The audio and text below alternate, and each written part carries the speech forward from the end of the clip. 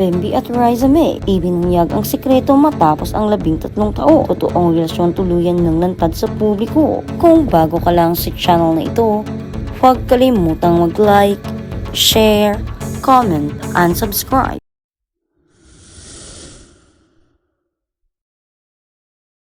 Isang hindi inaasahang live video ang gumimbal sa mundo ng social media matapos magkasama ang dalawa sa mga pinakasikat na child stars ng kanilang henerasyon na sina Bemby Aquino at Riza May Dizon. Ang masayang kulitan sa harap ng kamera ay nauwi sa isang malalim na pag-ungkat sa kanilang nakaraan at kasalukuyang estado na nagpakilig sa libo-libong manonood sa gitna ng batuhan ng mga linya at mapanuksong mga komento mula sa mga tagahanga.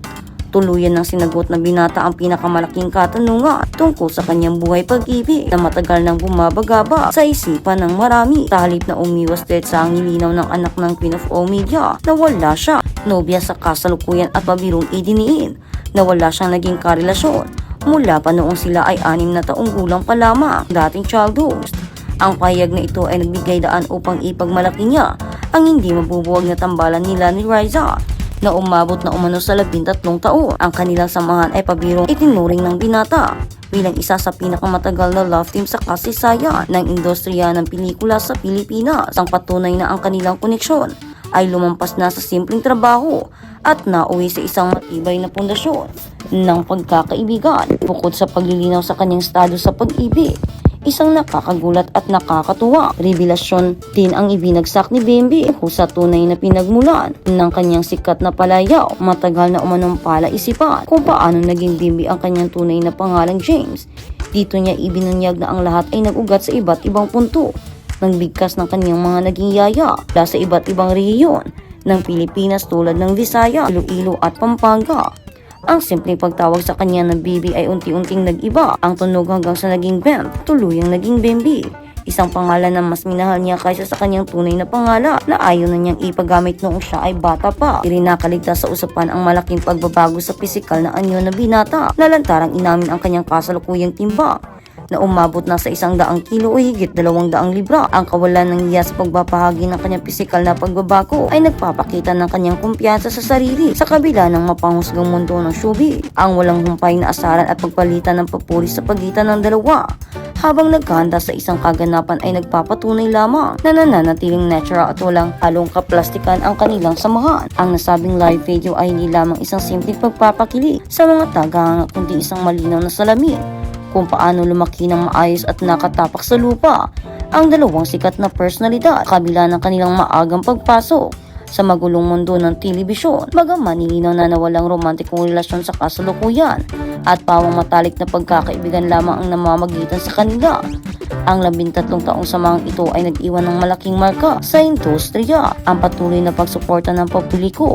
sa kanilang tambalan ay nagpapakita na minsan ang pinakamatibay na relasyon sa showbiz ay hindi palaging nagtatapos sa kasalan. Sa isang wagas na pagkakaibigang kayang lampasan ang paglipas ng panahon. At sa kabilang banda, Bemby Riza May Dizon nangangamoy love team. Smiling man ang pink shirt with a Bemby team tag stands behind a smiling girl on a colorful TV show set holding a microphone. Nagkaroon ng reunion sina Riza May Dizon at Bemby Aquino sa isang non-time show bilang bahagi ng birthday celebration. Nang una, nagpasaya naman sa audience ang muling pagsasama ng dalawa na unang nagsama sa pelikulang My Little Bossing noong 2013 kasama sina Vex Soto at Chris Aquino. Tapos ang 13 taon nabigay rin ng mensahe si Bemby kay Riza May. Inalala rin niya ang kanilang nakakatawang nasabing insidente at naghandog ng kanta na Maybe This Time. Nagbigay rin siya ng necklace na sa dating co-star, May Liig na Ako Bemd, hirit ni Riza habang isinuot sa kanya ang kwintas. Nagsabog naman ng kilig ang kanilang muling pagsasama. Ito ang ilan sa reaksyon ng mga Kibeters. Wow! How nostalgic to see na grown up na sila. Parang kinikilig ako. In fairness, may chemistry sila. Bagay silang love team. Happy to see them reunited after all this year. May project ba sila? At sa kabilang balita, mana kay Chris, Bemby Aquino prangka ang bibig. Composite image, left panel. Muling nagtagpo ang landas ni Bemby Aquino at Riza May Dizon nang bumisita ang huli sa isang noontime show. Nakakatuwang makita ko paano sila parehong lumaki mula sa pagiging child star. Parang kailan lang, mga bata pa silang napapanood ng marami. Paano kaya kung magkaroon sila ng talk show na magkasama? Ang gaan nilang panoorin at mukhang hindi mauubusan ng kwento. Kaya siguradong marami ring viewers ang mai-enjoy at makaka-relate sa kanilang mga kwentuhan at kulitan. Nag-usapan ang kanilang viral clip dahil sa pagka-prank ni Bembe na para sa ilan ay namanan nito sa kanyang ina na si Kris Aquino. Kaya lumabas ang mga komentong like mother like son dahil kilala rin si Kris sa pagiging direkta at hindi nagpigil magsabi ng kanyang saloobin. May mga netizens na natuwa at nakikitang natural lang at entertaining ang personalidad ni Bembe. Habang may iba namang nagsasabing minsan ay sobra ang pagiging prank niya. Komento ng mga netizens, magandang pagpapalaki kay Bembe, magaling makipag-social kahit sobrang yaman nila. Nabalanse rin kasi yung paglaki niya, half of it nasa showbiz ang mom niya, babad sa limelight tapos half of it, nag-aalaga siya ng mom.